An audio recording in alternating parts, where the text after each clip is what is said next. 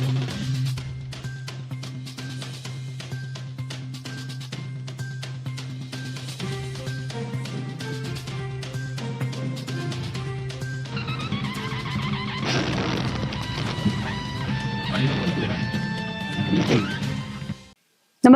आपण पाहता Hirkani news. Hirkani news प्रत्येक क्षण ताज्या घडामोडी आणि महत्त्वाच्या प्रत्येक बातमीसाठी नेहमी तत्पर.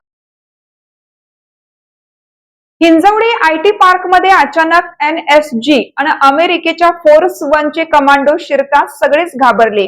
प्रचंड गुप्तता. अमेरिकन सैन्य दलाचे कमांडो NSG आणि फोर्स 1 या तिन्ही विशेष सुरक्षा दलांनी आयटी पार्क हिंजवडीत एकत्रितपणे मॉक ड्रिल पार पाडलं. फेज 2 मधील इन्फोसिस कॅम्पस मध्ये जणू दहशतवादी हल्ला झालाय असं चित्र उभा करण्यात आलं होतं. बुधवारी 6 तास चाललेल्या या थरारक मॉक ड्रिल बाबत अतिशय गुप्तता बाळगण्यात आली होती.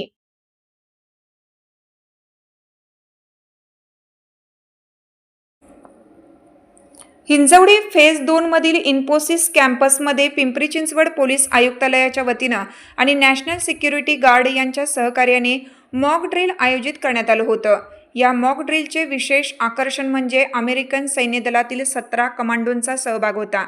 त्यांच्यासोबत NSGच्या 26 स्पेशल कॉम्पोजिट ग्रुपचे अधिकारी आणि कमांडो फोर्स 1 पुणे पिंपरी चिंचवड पोलिसांची दहशतवाद विरोधी शाखा, जलद प्रतिसाद पथक, दंगल नियंत्रण पथक, बॉम्ब शोध आणि नाशक पथक आणि स्थानिक आपत्ती व्यवस्थापन अशी सर्वच पथके तैनात करण्यात आली होती.